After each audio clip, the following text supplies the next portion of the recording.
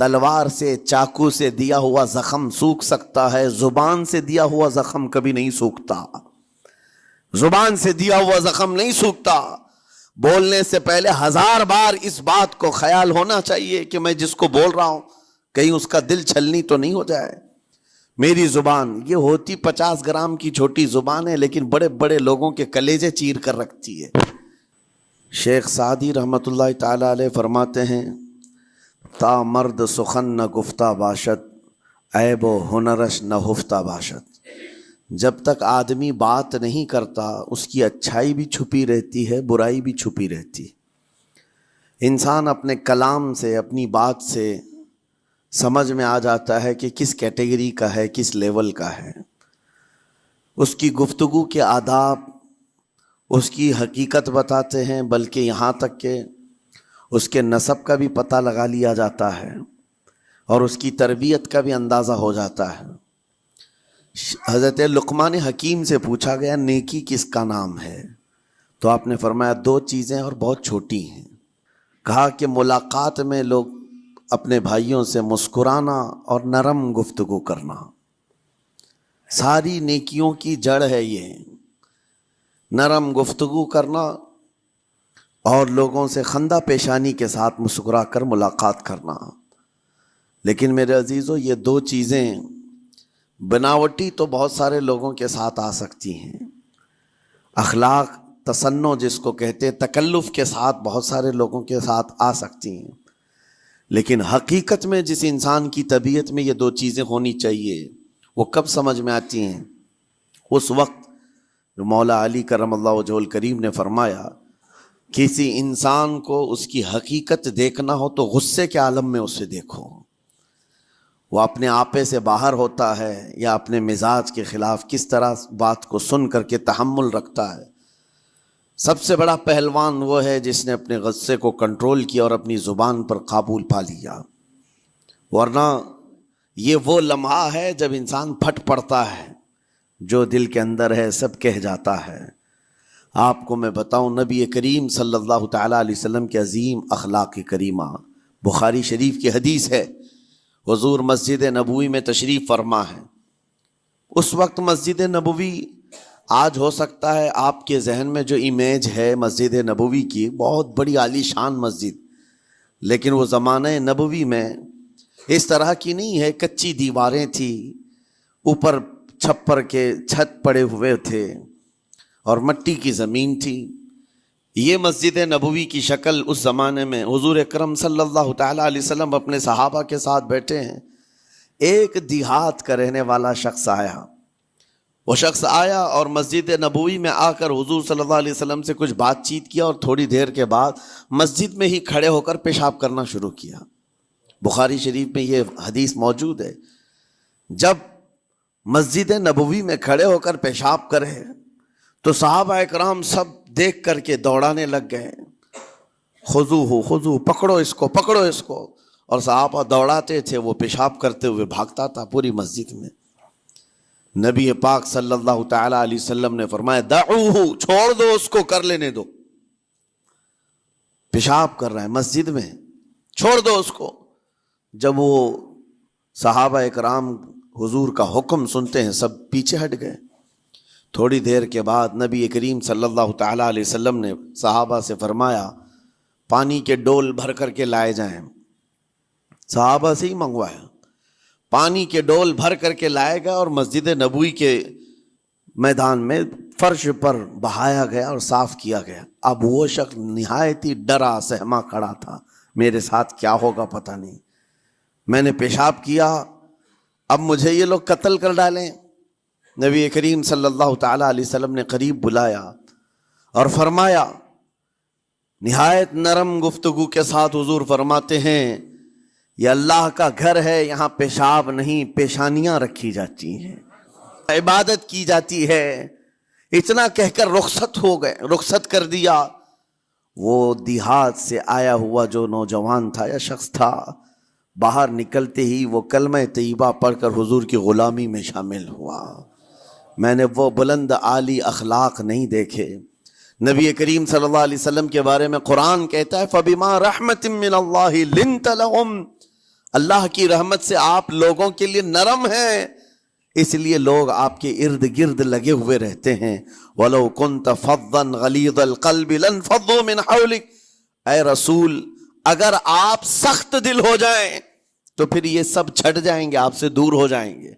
اس رسول کے لیے جب کہا گیا ہے کہ اگر آپ سخت ہو جائیں تو لوگ چھوڑ کر کے دور ہو جائیں گے، تو ہمارے اور آپ کے لیے کس قدر لہجے کی پابندی ضروری ہے۔ ہاں عزیزان گرام وقار، اپنی گفتگو، اپنے کلام، اپنی بات چیت سے آپ اپنے سلیقے بتاتے ہیں۔ گالی گلوچ کرتے ہوئے جن کی صبح شامیں ہوتی ہیں ان کو دیکھ کر کے ہی پہچان میں آ جاتا ہے۔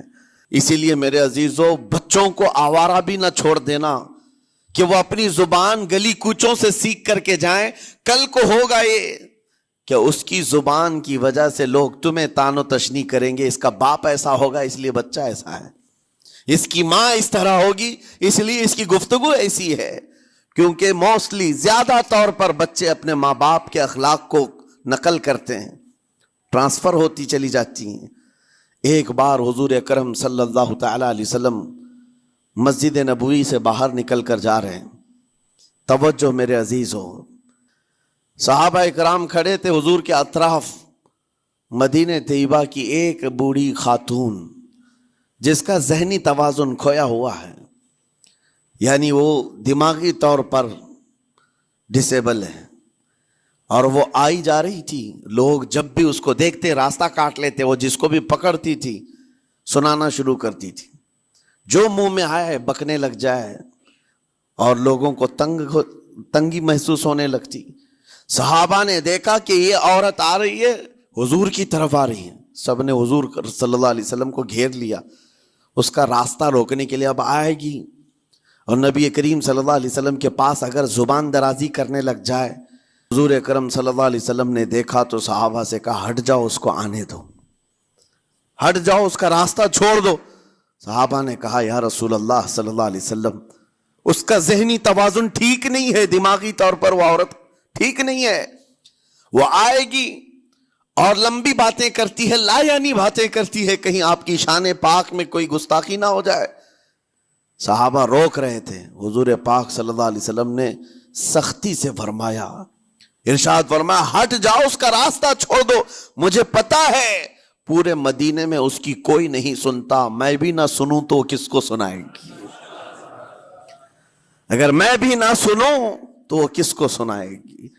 یہ میرے مصطفیٰ کریم صلی اللہ تعالی علیہ وسلم کے دربار عالی جاہ کی وہ بلند اخلاق کریمانہ کی ایک مثال ہے، جس کو خود میرے آقا نے فرمایا بعثت لأتمم مکارم الاخلاق۔ عزیزان گرامی وقار، لوگوں کے آج حالات ایسے ہیں کہ اچھے لوگوں کے ساتھ اخلاق الگ دکھائے جاتے ہیں، چھوٹے لوگوں کے ساتھ اخلاق الگ دکھائے جاتے ہیں۔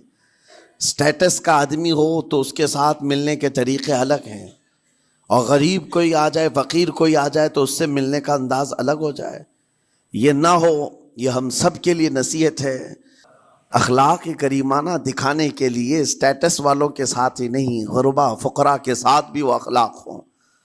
نبی کریم صلی اللہ تعالی علیہ وسلم کے وہ آداب آج اگر آپ اپنا لیں، بہت ساری کڑوی چیزیں ویسی ختم ہو جائیں۔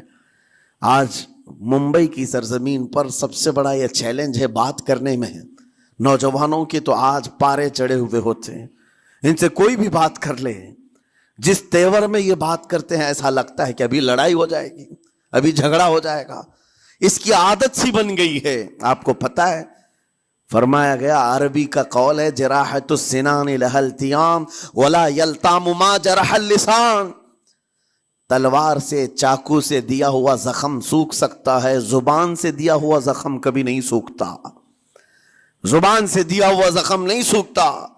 بولنے سے پہلے 1000 بار اس بات کو خیال ہونا چاہیے کہ میں جس کو بول رہا ہوں کہیں اس کا دل چھلنی تو نہیں ہو جائے۔ میری زبان یہ ہوتی 50 گرام کی چھوٹی زبان ہے، لیکن بڑے بڑے لوگوں کے کلیجے چیر کر رکھتی ہے، بڑے بڑے لوگوں کے دلوں میں سوراخ کر کے رکھتی ہے، زخمی کر کے رکھتی ہے اس کا استعمال۔ اسی لیے روایت میں ملتا ہے کہ جب انسان صبح کرتا ہے تو سارے اعضاء، ہاتھ، پیر، آنکھ، کان، ناک، سارے اعضاء سب سے پہلے زبان سے یہ عرض کرتے ہیں، اس کی پناہ مانگتے ہیں، کہتے ہیں آج تو صحیح سلامت رہے گی تو ہم سب صحیح سلامت رہیں گے، اور اگر تو پھسل گئی تو عذاب ہم پر بھی ہوگا۔